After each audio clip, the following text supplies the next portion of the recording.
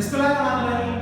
जी बेटे 8 class math के lecture number 47 के साथ मैं Mukarram Khan from Zavia school system Multan. आज का बेटे हमारी टॉपिक है ये है ट्रिग्नोमेट्रिक रेशियोज। आप पढ़ चुके sin theta, cos theta, tan theta के बारे में। ये ट्रिग्नोमेट्रिक रेशियोज है। तो आज हम देखेंगे कि trigonometric ratios of different angles किस तरह से कैलकुलेट की जाती हैं, क्या होती हैं और इनकी वैल्यूज किस तरह से फाइंड की जाती हैं। निहायत इंपॉर्टेंट टॉपिक है, आपके 10th क्लास तक ये आपके काम आएगा, इसलिए आपको ये लाजमी याद भी करना है और इनको सीखना भी है कि किस तरह से हम इनकी वैल्यूज कैलकुलेट करें। जी मेरे बेटे आपके सामने मैंने एक ट्रायंगल बनाई है। अगर फर्स्ट करें कि ये हम वैल्यू कैलकुलेट करना चाह रहे हैं ट्रिग्नोमेट्रिक रेशियोज ऑफ एंगल 45। हम लोग जानते हैं कि किसी भी ट्रायंगल के अंदर तीन एंगल्स और तीनों का सम 180 डिग्रीज के इक्वल होता है। अगर हमारे पास कोई एक ऐसा ट्रायंगल हो जिसकी ये दो साइडें आपस में बराबर हो और एंगल 90 डिग्रीज का हो, फर्ज करें कि इसकी वैल्यू आपके पास 1 है, 1 मीटर, 1 सेंटीमीटर, 1 फीट, कुछ भी, इसकी वैल्यू भी अगर 1 हो और इसकी वैल्यू भी 1 हो, इसका मतलब है कि ये दोनों साइडें आपस में लंबाई में बराबर हैं। और राइट एंगल ट्रायंगल के बारे में आप जानते हैं कि इन दोनों साइडों के स्क्वायर्स का सम तीसरी साइड के स्क्वायर के इक्वल होता है। इसका भी स्क्वायर ले, 1 का स्क्वायर, 1 का स्क्वायर, 1 का स्क्वायर यहां आ जाएगा 2 के इक्वल। तो इसकी वैल्यू यानी हाइपोटेन्यूज की वैल्यू कितनी आ जाएगी, स्क्वायर रूट ऑफ 2।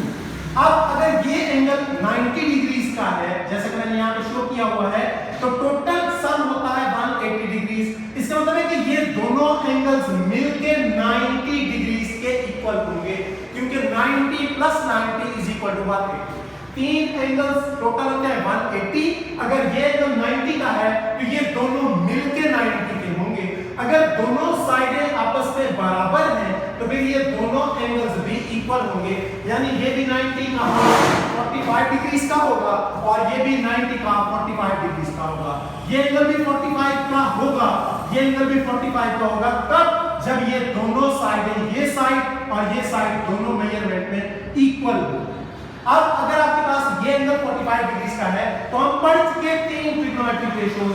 एक का नाम साइन ऑफ एंगल, एक का नाम कॉस ऑफ द एंगल, एक का नाम टेन ऑफ द एंगल। हम लोग जानते हैं साइन ऑफ 45, अगर एंगल यहां पे थीटा होता तो लिखते साइन ऑफ थीटा, फाई होता तो लिखते साइन ऑफ फाई, अगर 45 है तो लिखेंगे साइन ऑफ 45 डिग्रीज।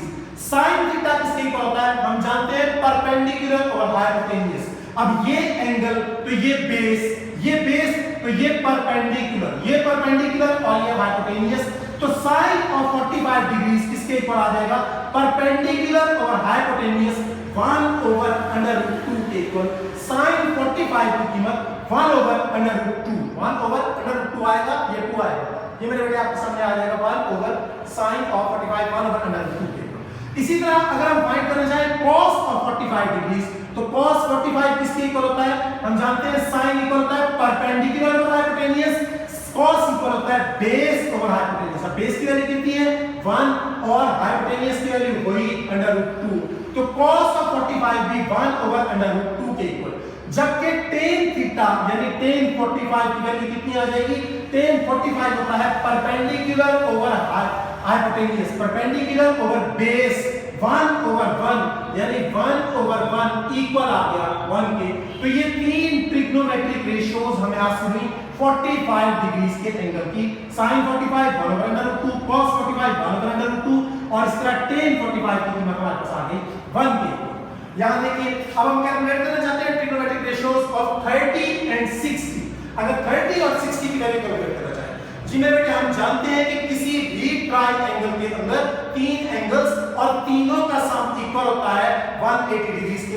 अगर ट्रायंगल की तीनों साइडें बराबर हो, ये भी 2, ये भी 2, ये भी 2 सेंटीमीटर हो, मीटर हो, फीट हो, कुछ भी हो, अगर तीनों साइडें आपस में इक्वल हो तो अब हमारे पास तीनों एंगल्स भी क्या होंगे, इसका मतलब है कि ये तीनों एंगल्स भी आपस में बराबर होंगे।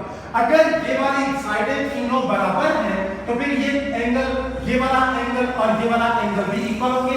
180 को 3 इक्वल में डिवाइड करें तो ये एंगल बनता है 60 डिग्रीज, ये भी 60 और ये भी 60 डिग्रीज का ही बनेगा, यानी कि तीनों एंगल्स भी 60 डिग्रीज के होंगे। अगर मैं यहां से परपेंडिकुलर ड्रॉ करूं, अगर मैं यहां से एक परपेंडिकुलर ड्रॉ करता हूं, इसका मतलब है कि इस एंगल को बाइसेक्ट करता हूं, दो इक्वल पार्ट्स में डिवाइड करता हूं, टोटल था 60, अब मैंने इसको दो इक्वल पार्ट्स में डिवाइड किया तो ये एंगल कितना होगा 30 डिग्री का, और ये कितना बन जाएगा क्योंकि परपेंडिकुलर आया, इसका मतलब है कि ये एंगल बन जाएगा 90 डिग्री। अब मेरे बेटे आप सिर्फ इस ट्रायंगल को कंसीडर करें, अगर ये टोटल साइड थी 2, जब इसको दो इक्वल पार्ट्स में डिवाइड किया तो फिर ये हमारे पास कितना बन जाएगा, ये 1 और ये साइड भी 1, तो ये हमारे पास आ गई 1 के इक्वल। अगर ये 1 के इक्वल, ये 2 के इक्वल, तो फिर ये साइड किस तरह से कैलकुलेट करेंगे, आप लोग इसकी कैलकुलेशन जानते हैं पाइथागोरस थ्योरम के साथ। मैंने इसको कैलकुलेट किया तो वैल्यू आती है √3 के इक्वल, यानी स्क्वायर रूट 3 के इक्वल इसकी वैल्यू आ गई। अब अगर हमारे पास ये ट्रायंगल है और ये एंगल 60 का है तो हम कैलकुलेट कर सकते हैं sin ऑफ 60, और इसी के साथ क्योंकि ये 60 है तो ये बेस, ये परपेंडिकुलर, हम कैलकुलेट कर सकते हैं cos ऑफ 60 डिग्रीज, हम कैलकुलेट कर सकते हैं tan ऑफ 60 डिग्रीज। और अगर मैं इसको एंगल मानूं, इसको एंगल कंसीडर करें 30 को, तो फिर ये बेस कहलाएगी और ये परपेंडिकुलर कहलाएगा। अगर ये बेस होगी तो फिर एंगल हमारे पास किसके आएगी, ट्रिग्नोमेट्रिक रेशियोज कैलकुलेट कर सकते हैं, sin ऑफ 30 किसके इक्वल आएगा, और हम कैलकुलेट कर सकते हैं कि cos ऑफ 30 किसके इक्वल आएगा, और हम कैलकुलेट कर सकते हैं कि tan ऑफ 30 किसके इक्वल आएगा, हम कैलकुलेट कर सकते हैं। ये 1, ये साइड 2, ये √3। हमें पता है कि sin 60 किसके इक्वल, sin थीटा इक्वल होता है परपेंडिकुलर ओवर हाइपोटेन्यूज, तो एंगल की वैल्यू कितनी आ जाएगी, √3 डिवाइडेड बाय 2। और इसी तरह cos ऑफ 60 किसके equal, base over hypotenuse, base की वैल्यू इज इक्वल टू 1 और हाइपोटेन्यूज की वैल्यू कितनी है, ये मेरे बेटे 2। tan theta is equal to perpendicular over base, perpendicular कितना √3 और बेस की वैल्यू कितनी है हमारे पास 1, तो हम इसको लिख सकते हैं √3 के इक्वल आ जाएगा। इसी तरह sin 30, अगर sin ये है, एंगल इसमें को कंसीडर कर रहे हैं तो फिर ये बेस, और sin किसके इक्वल होता है, परपेंडिकुलर ओवर हाइपोटेन्यूज यानी 1/2 के इक्वल। cos ऑफ 30 किसके इक्वल, हम जानते हैं बेस ओवर हाइपोटेन्यूज यानी कि √3/2 के इक्वल। और इसी तरह से tan किसके इक्वल, परपेंडिकुलर ओवर बेस 1/√3 के इक्वल। इन्हीं वैल्यूज को ये हमारे पास जो ट्रिग्नोमेट्रिक रेशियोज आई 45 की, और ये जो ट्रिग्नोमेट्रिक रेशियोज आई 60 की, और ये जो ट्रिग्नोमेट्रिक रेशियोज आई हमारे पास 30 डिग्रीज की, इनको मैंने एक चार्ट की शक्ल में आपके सामने लिखा है, एक ग्राफ की शक्ल में आपके सामने एक चार्ट बना के लिखा है। आपने इसको लाजमी याद करना है।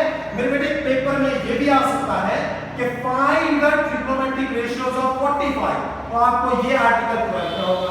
इस तरह आपके सामने आ सकता है find the trigonometric ratios of 60 degree, तो आपको ये डायग्राम बना के ऐसे लिखना होगा।